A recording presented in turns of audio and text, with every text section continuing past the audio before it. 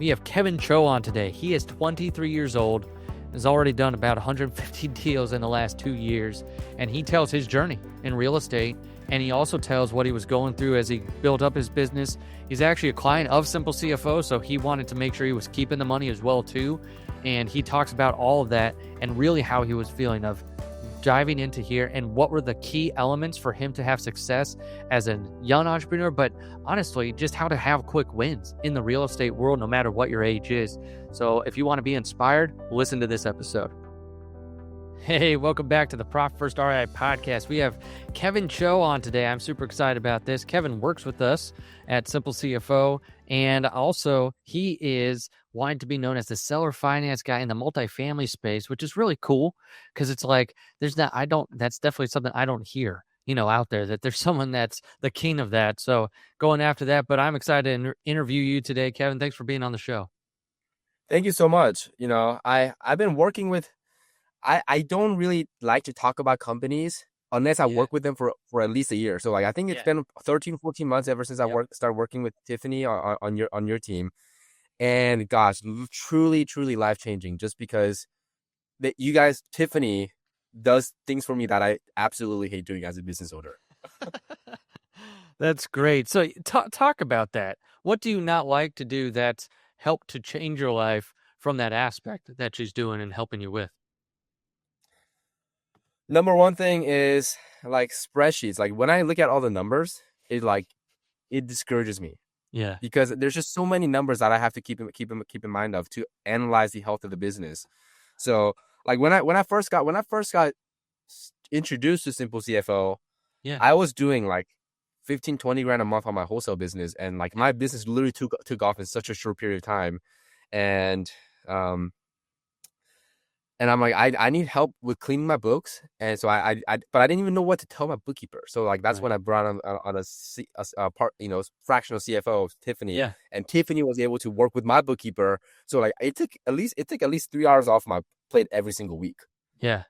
That's awesome.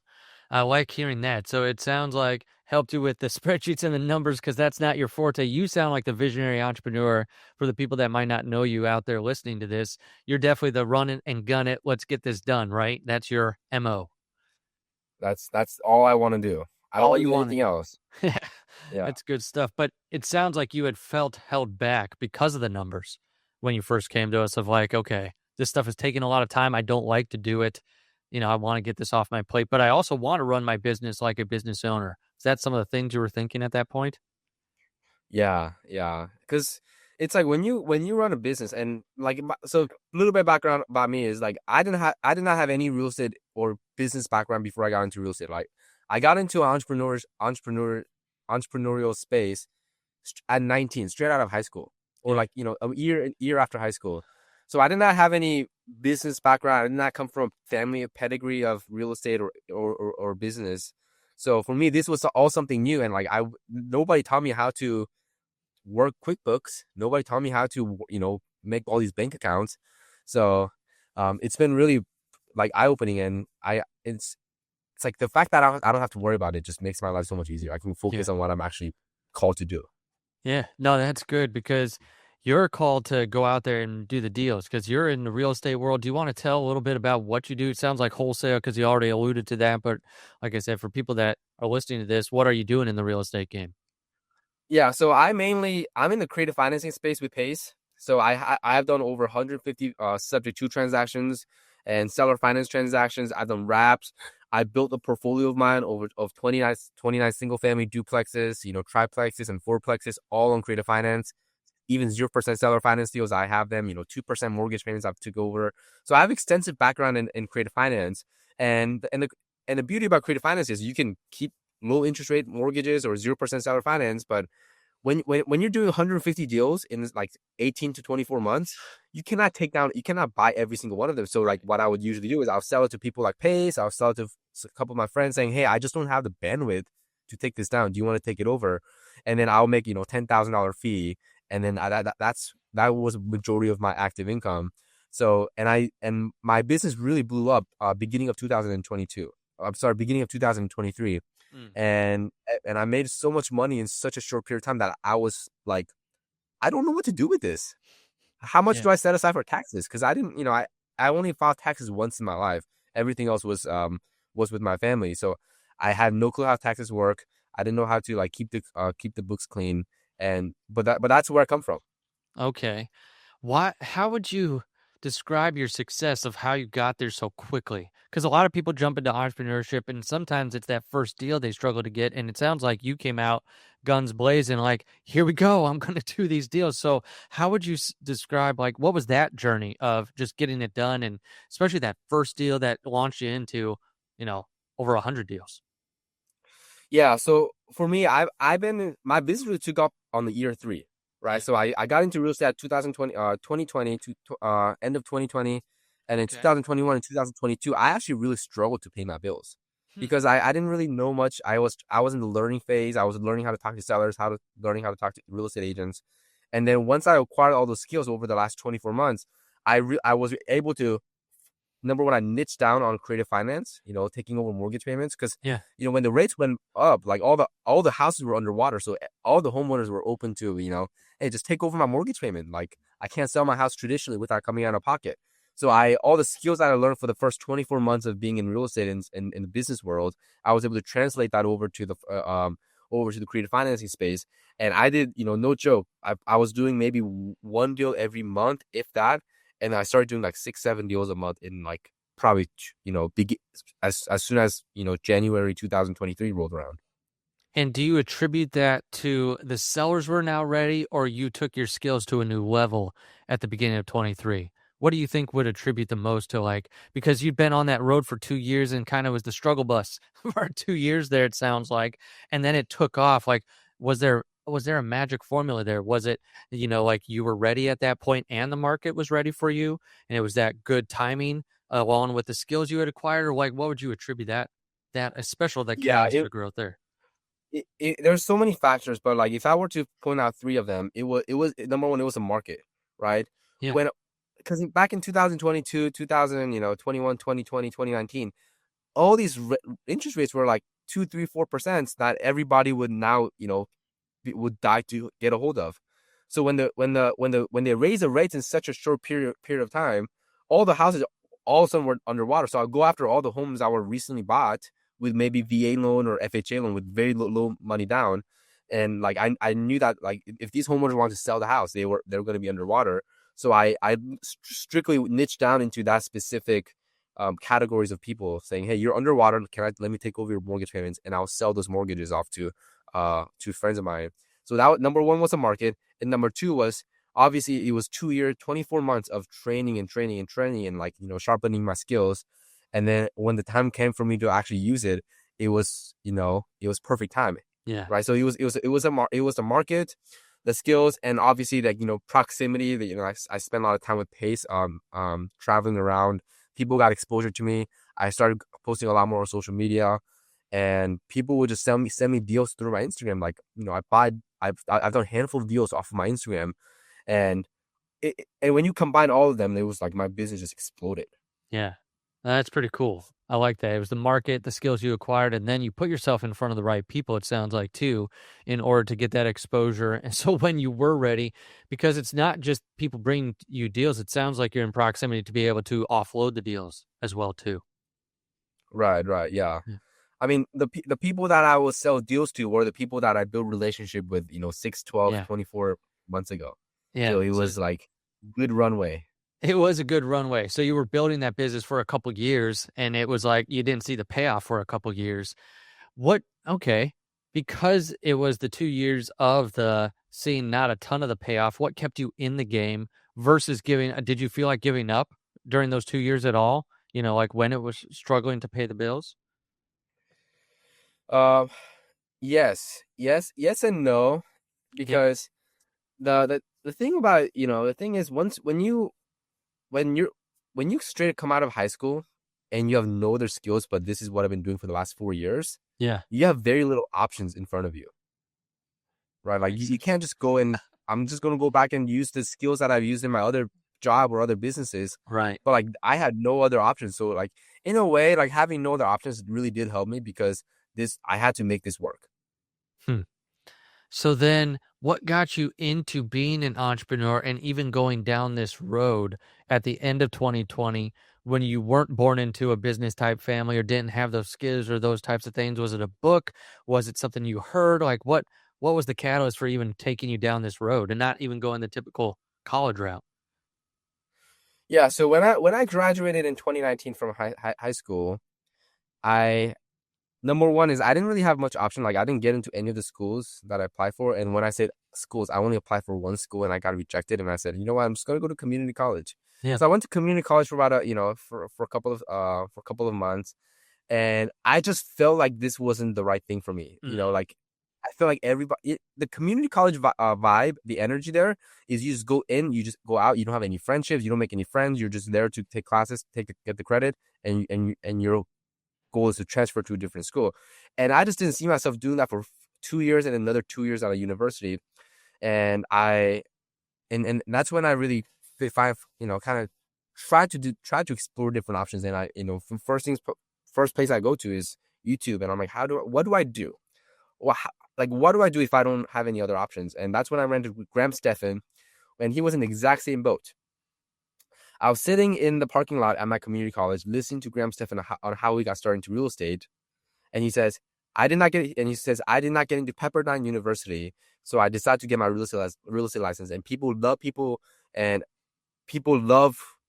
real estate love helping out someone in their younger years, just because they're like, oh, this is like this is like they're coming up, and then help them out a little bit.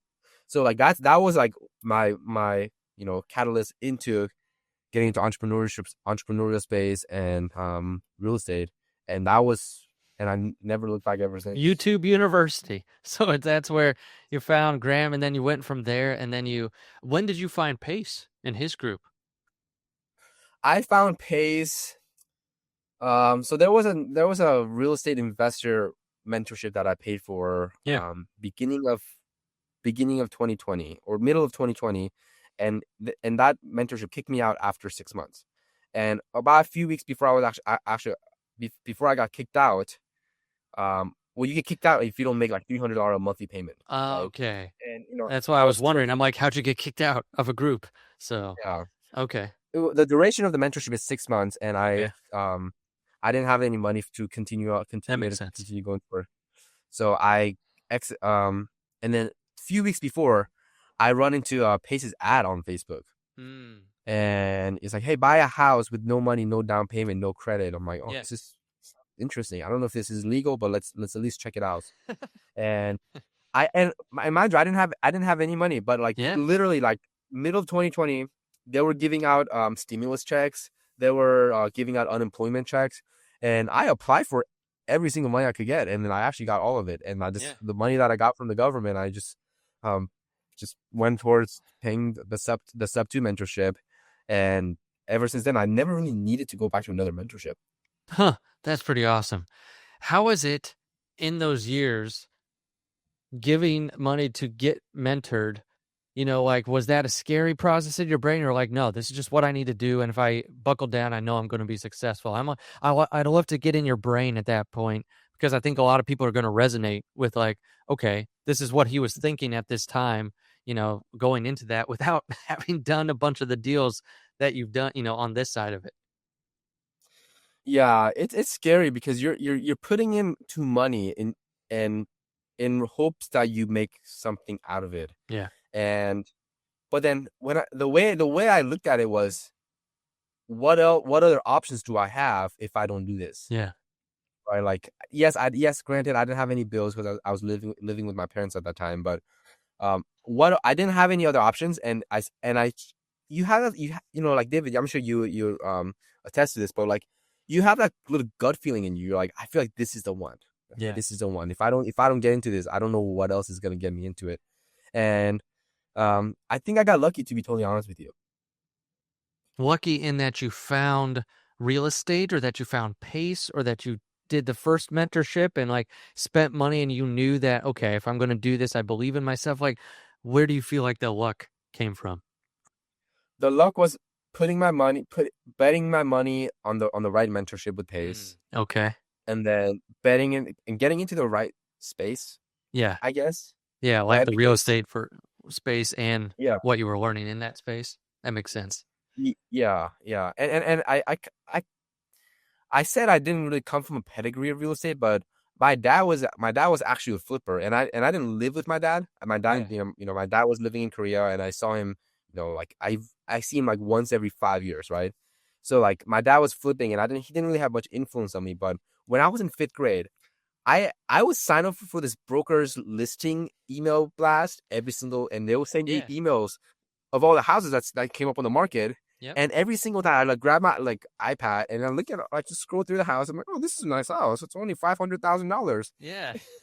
And I love looking at houses. And I Yeah. feel like that's what really got me into it. And this was back in fifth grade before I even this was fifth grade was elementary school. Yeah. And I just love you. I just love looking at houses. And I just when you and it just everything just kind of meshed into a you know perfect Yeah. opportunity. Yeah. Oh, that's incredible. So at a very young age, you were doing all of this. You found the right mentorship. There is also an element because you said, it was a little bit scary taking that risk, but what else did I have?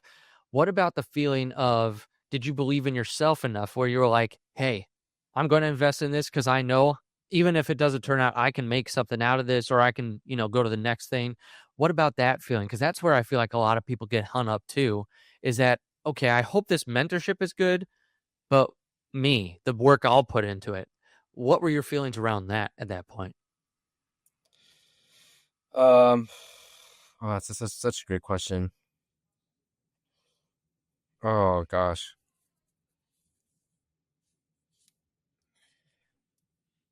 I don't think anybody asked me this question before. Only the real questions here. So What do you podcast. think? Give me help me answer this question because what do most people say?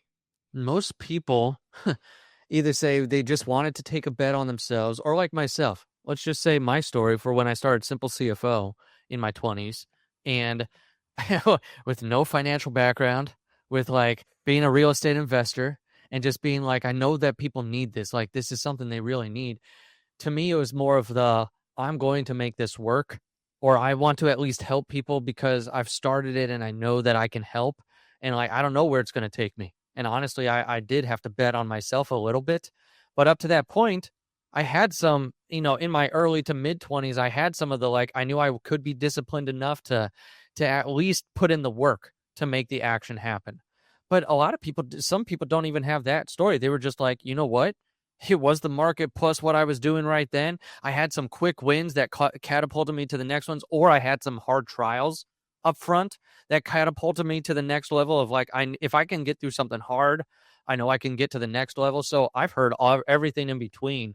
But I like to ask people is like, especially when you get into entrepreneurship at a younger age, is what were those feelings around what you were feeling about yourself and like, I'm going to invest in this and I'm going to make it work. Oh gosh, I There's no wrong answer here. there, If there you're like, there's I no wasn't even thinking about that, it's like, I just wanted I, to find something that worked. I'm sure for me I think it's a lot easier to take bet when you don't have anything else to lose, Mm, that's right? Like good. you're at the Yeah. bottom, like financially, like I was at the bottom. Yeah. Like I literally had like $100 in my bank. Um, and I wasn't ashamed of it because I was 20 at that time. Yeah. Um, and I just for some reason I knew it was gonna work out. I remember right before I dropped out of college, I was hanging out with my college friends. So like Yeah. they went to like the pretty nice university, and then I was going to community college. But the colleges were like 10 minutes apart from each other. So like when the schools were done, we would hang out together. And and I was like, it was like halfway through. It was like 2 months into college, and I'm like, I'm already thinking of dropping out. And this girl named Michelle that I'm hanging out with, she goes like, "What are you gonna do?" And she goes, "Well, I'm like, I think real estate. I don't really know, but I know I can make it work because I know I don't. I know for a fact I don't have passion for school." Mm. And I vividly remember this because it was like 11:30 at night, and we were just Yeah. like, completely sober. We're driving around the neighborhood, and she goes, I feel like you could make it. Hmm. I feel like you could do it. Like if like I see like the confidence in your voice. I feel like you could make it. And that was and when I think back about that story, I'm like I I guess I did have confidence in myself to do it before I even saw the results. And Yeah. I think that's a sign of a true like entrepreneurial visionary is Oh like yeah. you do things before you even see the results. Exactly. That's a great story too. Man, we dug that out of the dark recesses. I feel like it was Oh yeah. the the story there, and then someone believed in you too. It sounds like you believed in yourself, and you got some of that validation from her as well too. Of like, I think this is what I'm going to do, and then her being able to back that up to give you that extra boost. Because sometimes it doesn't come from the families or friends that we have around us. Sounds like you had one good friend there that also saw something in you as well too, which is usually a big deal, a very big deal. I also want to comment that you're still in your 20s, correct? Yeah. $23. This is you're still in your early 20s and you've been working with the fractional CFO for a year. So I mean, you took the ground run in early 2023, and then because we didn't even get introduced until you had other people in your life like Pace and I believe Tony, his bookkeeper, Yeah. that she connected us, in order to get, that everything done on the CFO side. What were the thoughts around that? Being 22 probably at that point and being like, okay, do I need a CFO? Like, what the heck is this? Is this what's going to get me to that other side? What were the thoughts then? Especially being a younger entrepreneur. And, because our typical person we work with is 35 to 45. That's usually the age range. And you came in Right. younger because you had that vision and you saw, like, I don't want to do this stuff. I'm just wondering the thoughts Yeah. around it at that point, too. Oh. No, the thing for me was I knew I was making a lot of money, Yeah. but I wasn't really seeing it. Mm. And and when I and, and I feel like that was like every single one of my friends. It's like, hey, how much money Oh, you yeah. make? I like 25, 35 grand. Okay. Like, do you have any money right now? It's like, no, I don't have any money. Like, how is that possible? Like, how do you like make money, but it's never the money's never there? Yeah. And it's, and I don't think that's I think that's every business owner, right? Mhm. Yeah. I'm sure you can, you see that, you see the common denominator. All the But time. I was like, if I'm gonna spend money on if I'm gonna make money, like I better be seeing this money. Yeah. And I thought, okay, like what is a CFO gonna cost? Like the cost of a CFO would overweigh, like it would outweigh the benefits that I get from it. And Yeah. like you're 12 months into it, like like I'm paying $0 in taxes because my CFO helped me along the way, saying she works with my accountant and my bookkeeper and with me, like simultaneously to make sure like as the year goes by, like I'm not spending, I'm not like I'm strategizing for taxes for all my businesses. And but also going back to like to answer your question, it was a gut Yeah. feeling. Mm. That's so great. But you hit the nail on the head of what we hear all the time. I like to sum it up that all entrepreneurs at one time make money but feel broke. And that's where Yeah. I'm hearing from you. It's like, I'm making this money. Where's it all going? Yeah. It's funny too, because it usually takes a while for people to get in, to that mindset that I need someone like this. And like I said, our typical age range that we're working with, I think something else that's key, that if you're listening to this, what Kevin hit on, he was a part of a group. Like, he didn't just find me randomly because he was typing in fractional CFO. He was part of a group that made an introduction to us because they knew that this could be a potential outlet. So it's very important where you align yourself with. Because I think what you did, Kevin, was you put some great mentorships in front of you, white paces that also connected you to some key elements that are in your business now, and making sure that you have the right team and the right processes, and that you've got a great outlet for buying and selling and all of that. So I think that's another key piece that you hit on, that I want to make sure that it's, if you're listening to this, that is another key piece, is finding your tribe that really is going to help you in all areas of the business, not just what most people focus on, which is the make money portion. That's why I love Pace and his mentorship, because he's not just about making the money. He loves the let's keep it. Let's do profit first. Let's do some of this stuff to keep it as well too. So I just wanted to make sure I hit on that, because I think that was another key. area that you talked on. Awesome. Well, I know you're wanting to get into the multifamily space. I'm going to just ask maybe one or two questions. We'll wind it down here. But you are now looking to get out of the single family, correct? And maybe go towards the multifamily route? That's correct. So I have over the last 14 months or so, I've bought 29 single family homes, duplex, triplex, quadplexes, and those are great money makers for sure. But it's like, as an entrepreneur, when you do something for an extended period of time, you get bored of it. First things first. So for me, I'm getting my partner is actually buying my portions out of it on seller finance, so that I don't have to like worry about the single family side, and I'm going into the multifamily. But specifically on the multifamily, I want to be known as that like multifamily guy that's specialized in seller finance under like 30 between 30 to 50 units. Like that's what I want to be known for. So in order for me to do that, I gotta take things off my plate so that I can like literally laser focus on on few goals that I have. That's awesome. Well, I'm sorry. I have to. It's a little bit funny where you're like, oh, we get bored of the things, and it's like you're 23, and I love that. It's like you are a visionary to the max. Oh man, I cannot wait 10 years from now to see like what skyscraper you own in like Dubai or something. Because I feel like with the trajectory you're on, you've got the world. The sky's the limit. Not even for you. Like, yeah, you'll be one of the ones on a SpaceX rocket ship going. I'm curious, like Mars. Yeah, like I'm curious, like I as a visionary yourself, like I feel like most visionaries have like commitment problems, don't you think? Holy fuck! Yes, holy crap! Oh, it is. It's what the next. Well, it's the shiny object syndrome, right? That we all have. What's the next thing? Right. Where are we going? Where someone told me early on in my business career, and I think me learning in the real estate space, that good business is boring. Like if you can get it to where business is boring, then you're making the real money that you can keep.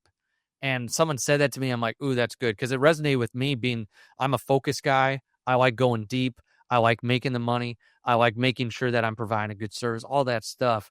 But for you, you're in the same space. If you go from single family to multifamily, but because you can use your same skills, that's almost like, that's not a squirrel to me. A squirrel would be going from single family to, like a ski boat rental company or something, like, I don't know. It's like you're going off and doing something crazy over there, oh, Amazon stores, they're the next big thing. It's like, whoa. Like, just because it sounds exciting and fun, how good are you at the core business you have right now? So, but that was great. Yes, we do have commitment issues usually as entrepreneurs. But then the thing for you, the thing for you and me is like I feel like you and I could touch like, not like random businesses, but like the business that you're passionate about. You're like, oh, this is something that I want to get into. Yeah, you could touch it and you will still make good money with it. Like whether it's like commitment issues or not, like you'll make it profitable. Yes, especially since we're talking and you understand the importance of keeping it, of having someone on your team that's also protecting you and making sure that you know where you stand financially. Because that's really the key, is like if you have shiny object syndrome, you need someone on your team to either rein you in or say, if you go down this road, do we have a good system to make sure you're not just creating another monster for yourself, that you got into in the first place. So I think that's another key that people are missing, is that even if you have that, you need to have, the shiny object syndrome, you need to have someone that's protecting you as well too. I think that's another key point. Yeah. That was such a good point. Commitment issues. That was good. That was good stuff. Kevin, this has been a lot of fun. How do people get a hold of you if they want to get in touch with you? How do they find Kevin? The best way to get a hold of me is on Instagram. It's the Kevin Choe is the handle. I just recently changed it. It's the Kevin Choe because somebody else took Kevin Choe and they wouldn't give it to me. So I said, might as well be the Kevin Choe. So yeah, there you go. I just had to change my name too, so I'm the David Rater. So we're right in that same boat. I feel like we've got a lot of the same stuff going on here. This is a little bit, it's pretty funny. Kevin, this has been awesome. And if you're out there listening to this, Kevin is 23. He is kicking butt. Some of the key takeaways I got from this is that Kevin aligned himself with the right people. He didn't give up. He believed in himself. He surrounded himself also with some good friends at key crucial points in his time that were honest with him as well too. There's some really good stuff that we got out of this that I believe that if you take this and run with it, you can learn from Kevin and what he's doing in the real estate space and as an entrepreneur. And if you feel like Kevin did at the beginning, like I am making money but feeling broke, and you need that help, go to simplecfo.com. We could give you someone like Tiffany, one of our CFOs on our team, to make sure you know where the money's going and you keep more.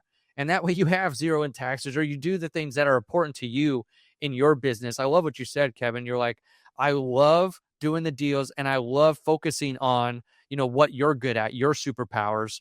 We want you to focus on that. So that's what we're doing. We're trying to help people with that on the financial end. Kevin, again, thank you so much for being on our podcast and sharing with our listeners here and providing a ton of value. Thank you so much. This episode of the Profit First for REI podcast is over, but there are plenty more where that came from. Are you ready to learn how David and his team can help implement the Profit First system in your business? Schedule a discovery call at simplecfo.com right now. We'll see you next time on the Profit First for REI podcast with David Richter.